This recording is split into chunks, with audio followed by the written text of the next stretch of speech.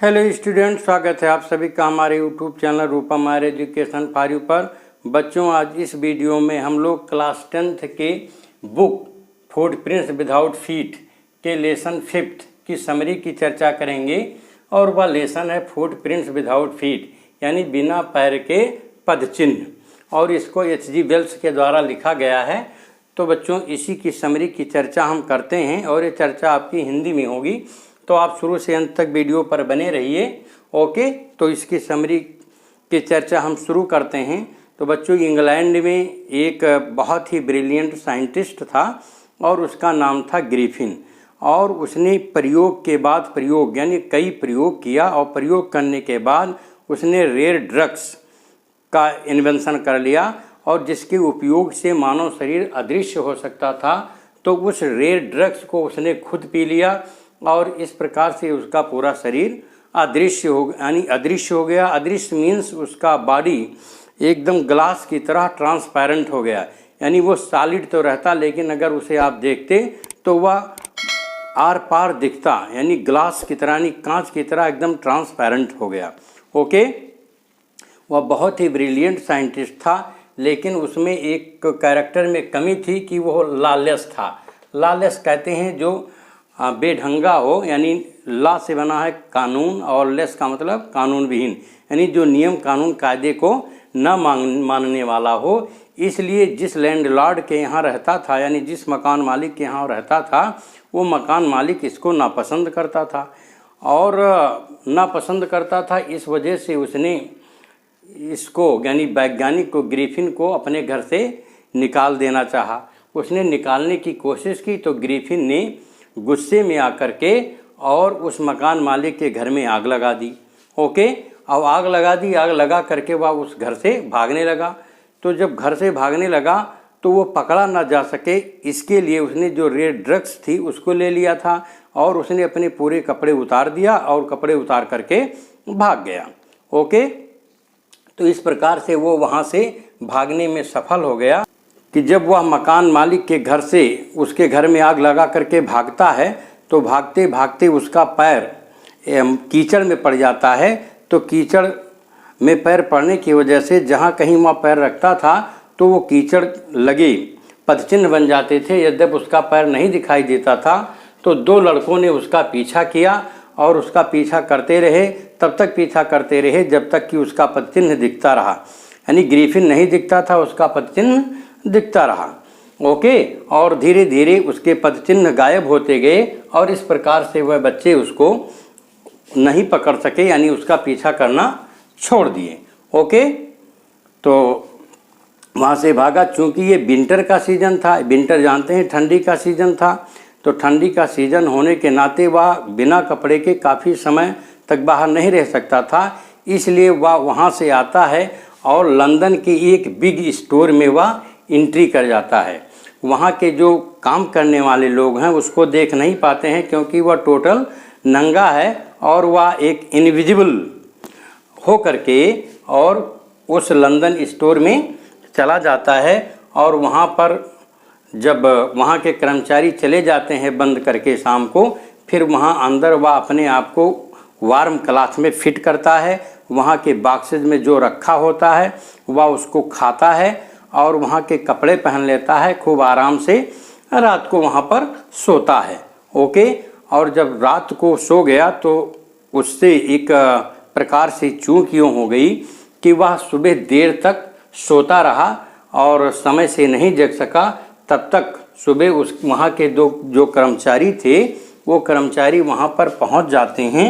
Okay, और वह जब उसका गेट दरवाज़ा खोलते हैं तब इसको वहाँ पर वह देखते हैं और इसका पीछा करते हैं, और यह वहाँ से भागता है और भागता है। भागते भागते वह अपनी एक एक कपड़े करके उतारता चला जाता है, और इस प्रकार से अपने शरीर को पूर्ण रूप से वह इनविजिबल कर लेता है। ओके, और भागने में सफल हो जाता है। और जो 2 असिस्टेंट्स थे जो उसका पीछा करते थे, और वो निराश होकर के वापस लौट आते हैं, क्योंकि उनको वह दिखाई नहीं देता था। ओके, क्योंकि ये जनवरी का बहुत ठंडी का महीना था, इस वजह से वो वहाँ से चलता है।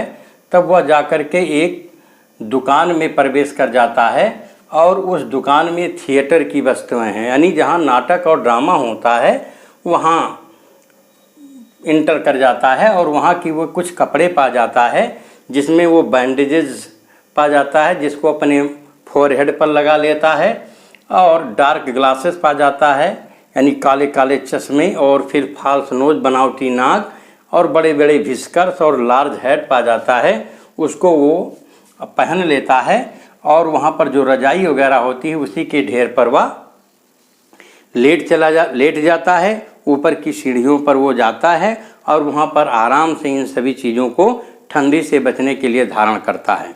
ओके, इन सब चीज़ों को धारण करता है और इसके बाद वो वहाँ से निकलने की कोशिश करता है, और इसलिए चूँकि वो ये नहीं चाहता था कि उसको कोई देख सके, इसलिए वह पीछे से उस दुकानदार के ऊपर अटैक कर देता है और उसके डेस्क में जो भी मनी रखा होता है उसको लूट करके और भाग जाता है। जब वहाँ से वह दुकानदार के ऊपर अटैक करके भागता है तो फिर वहाँ से वह आइपिंग, एक गांव है वहाँ, आइपिंग नाम है उस गांव का, वहाँ पर जाता है।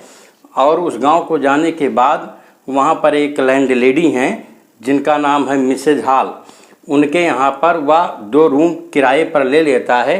क्योंकि उसके पास लूटा हुआ पैसा था इसलिए वह पैसा उस लैंड लेडी को दे देता है जिसका नाम है मिसेज हॉल, उनको दे देता है। और वह चाहती थी कि हम इस जो वैज्ञानिक है यानी ग्रिफिन के साथ फ्रेंडली हो जाएं, लेकिन जो ग्रिफिन था चूँकि भागा हुआ था, उसे एकाकीपन पसंद था, वह बहुत ही क्रोधी स्वभाव का था, इसलिए वह कहता था कि उसे अकेलापन पसंद है, वह वहाँ पर शांति के लिए आया है। तो फिर इससे मिसेज हॉल को, जो लैंड लेडी थी, उनको भी कोई परेशानी नहीं हुई, क्योंकि चूँकि लूटे हुए पैसा उसके पास था, उसने उनको उसका किराया 2 कमरे का एडवांस में दे दिया था।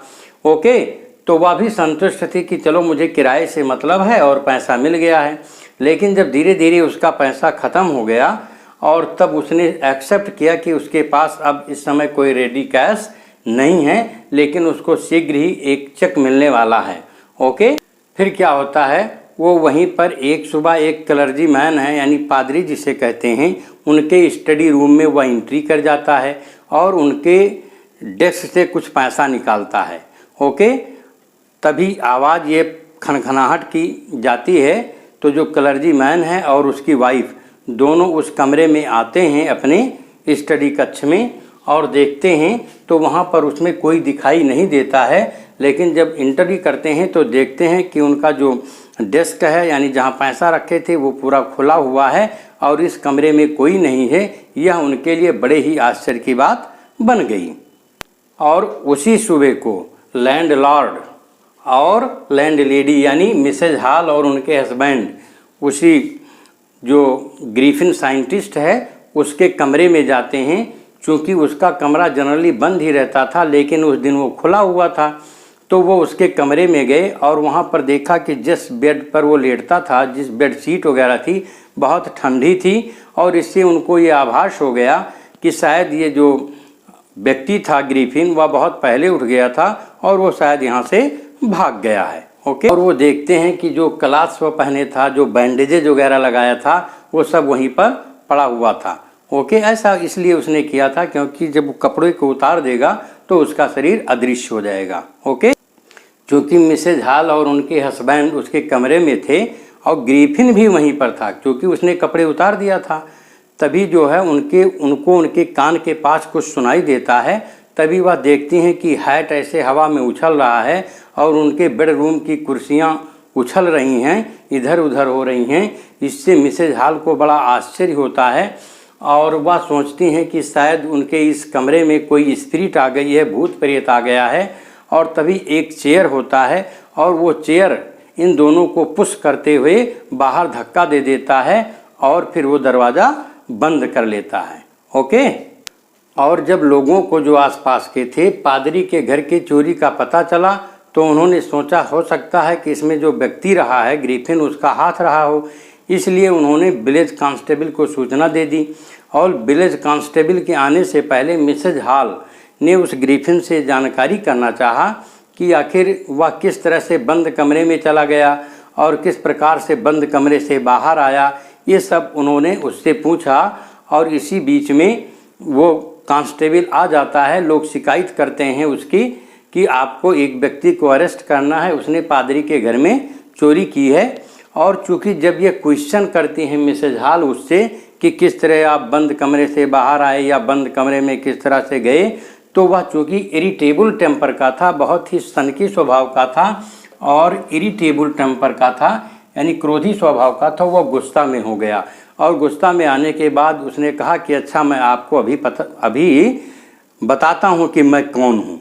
और इतना कहने के बाद उसने अपने बैंडेजेस, विस्कर्स और जितने भी कपड़े पहने हुए थे उन सभी को उतार दिया।